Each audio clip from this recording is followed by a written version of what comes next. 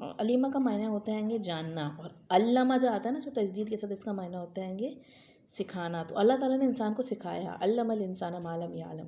انسان کو کیسے اللہ تعالیٰ نے آدم علیہ السلام اور حوا علیہ السلام کو چٹیل میدان پہ زمین پہ اتارا، اور پھر ان کے اندر ایک جبلت انسٹنٹ لیول علم کا رکھ دیا تھا کہ انسان کو پتہ ہوتا ہے کب رونا آئے گا، جب بچہ پیدا ہوتا ہے تو ہر چیز پہ انسان جب آتا ہے نا تو روتا ہی رہتا ہے، ماں کے پیٹ سے یہی سیکھ کے آتا ہے۔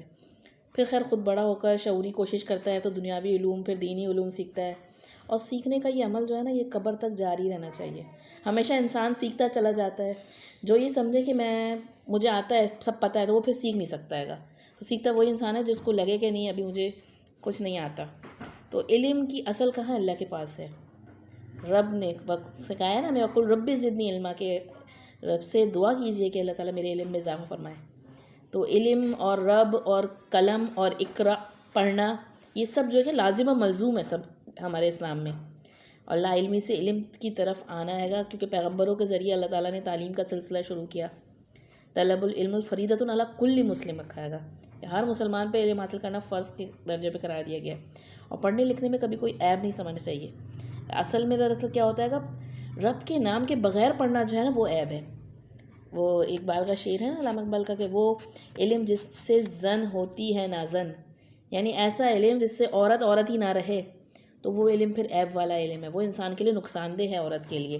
تو بعض لوگ کہتے ہیں نا عورتوں کو پڑھنا جو ہے گا وہ نقصان دہ نہیں، ایسا خالی عورتوں کو پڑھنا نقصان دہ نہیں، لیکن ایسا علم جو انسان کو اس کی اصل ذمہ داری سے ہی غافل کر دے، اصل چیز سے موڑ دے، تو وہ تو پھر علم جو ہے خسارے کا علم ہے۔ ہمیں علم نافع کے لیے دعا کرنی چاہیے، جو مال کی طرح علم بھی جو ہے نا وہ ایک نعمت ہے گی۔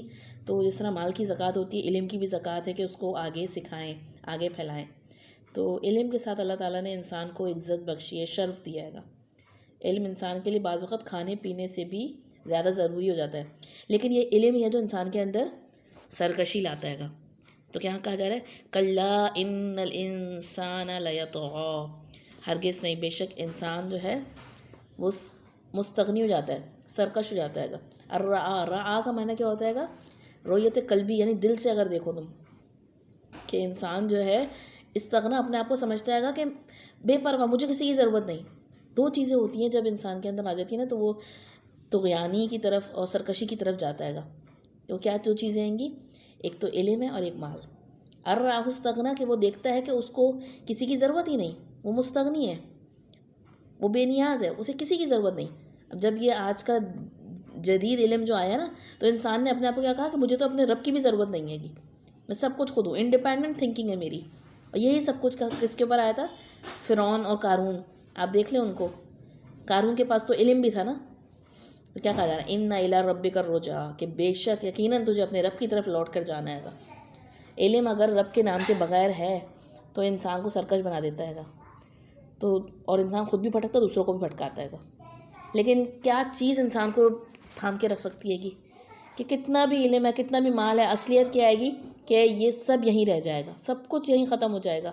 آپ دیکھیں جس طریقے سے فرعون نے اور قارون نے مال اور علم کے بنا پر تکبر کیا، طغیانی کی، تو اللہ تعالیٰ نے ایسے بندے بھی بھیج کے دکھا دیے کہ جو ان نعمتوں کو پا کر بھی عاجزی اختیار کرتے ہیں۔ سلیمان علیہ السلام کے پاس دیکھیں آپ، کتنا مال تھا، لیکن کتنے ہمبل اور عاجز۔ تو یہ نعمتیں ہیں گی، وہیں ایک انسان کے لیے آزمائش بھی ہیں، اور انسان انہی نعمتوں میں بعض وقت کھو کر اپنے رب کو بھول جاتا ہے۔ تو یہی بتایا جا رہا ہے کہ اصل میں تمہیں لوٹ کے کہاں جانا ہے گا، ان الی ربک الرجعی۔ اگلی آیتوں سے یہاں سورت کا تیسرا حصہ شروع ہو رہا ہے گا، جہاں پہ ابو جہل کا کردار کا ذکر کی جھلک آ رہی ہے۔ ارأیت الذی ینہا، کیا تم نے دیکھا اس شخص کی جو روکتا ہے گا، یعنی دیکھو تو صحیح، غور تو کرو اس شخص کی طرف۔ اور یہ ارائیتا جو ہوتا ہے نا تعجب کے لیے بھی غور کے لیے بھی ہوتی ہے، کہ عبداً اذا صلی، کہ ہمارے ایک بندے کو جب وہ نماز پڑھتا ہے، یعنی نبی کریم صلی اللہ علیہ وسلم جب نماز پڑھتے تھے تو ابو جہل جو ہوتا ہے اس نے کئی مرتبہ کوشش کی آپ صلی اللہ علیہ وسلم کو روکنے کی۔ ایک دفعہ تو آتا ہے کہ نبی کریم صلی اللہ علیہ وسلم نماز پڑھ رہے تھے تو ابو جہل نے آپ کو سب کو دیکھا تو اونٹ کی اوجڑی منگوا کر عین سجدے کی حالت میں آپ صلی اللہ علیہ وسلم کی پشت مبارک پر رکھوا دی، اور حضرت فاطمہ رضی اللہ عنہا بھی بچی تھیں، ان کو پتہ چلا تو وہ آپ صلی اللہ علیہ وسلم گھر سے بھاگم بھاگ حرم میں پہنچی اور اپنے ننھے ننھے ہاتھوں سے اس غلادت کو آپ صلی اللہ علیہ وسلم کے اوپر سے ہٹایا۔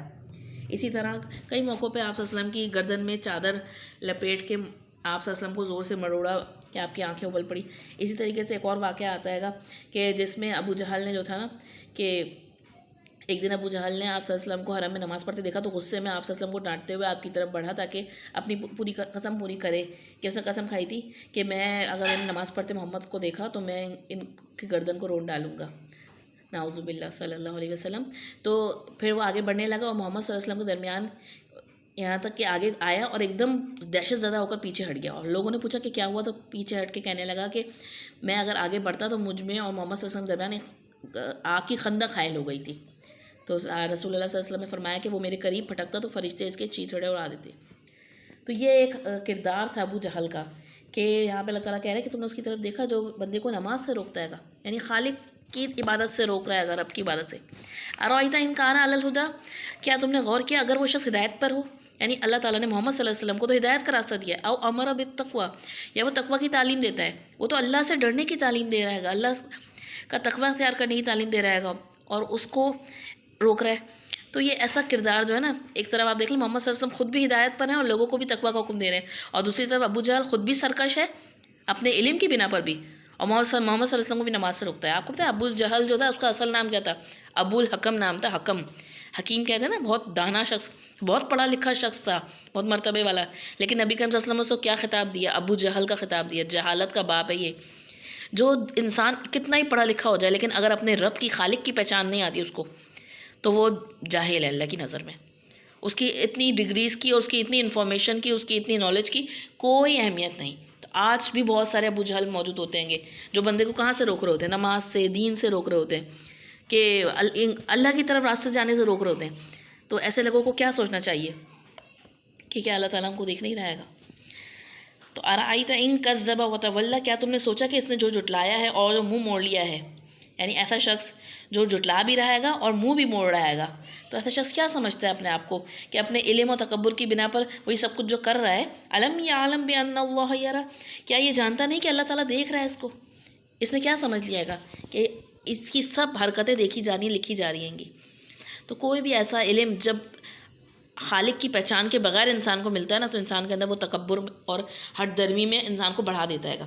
ایسا نہیں ہے کہ ابو جہل جو تھا وہ جانتا نہیں تھا, یعنی ابو جہل جو تھا اس کی کردار ایسا تھا کہ وہ بہت مال خرچ کرنے والا تھا.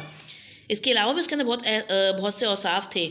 اپنے ایمان لانے کی وجہ کیا بتاتا ہے گا کہ اس نے بالکل ایک سچی بات کہی تھی کہ میں محمد صلی اللہ علیہ وسلم کو جھوٹا نہیں سمجھتا, لیکن ہمارے خاندان نے چونکہ غربا کو کھانا کھلایا اور حاجیوں کو خدمت میں ہمیشہ بنو ہاشم کے مقابلے میں رہے.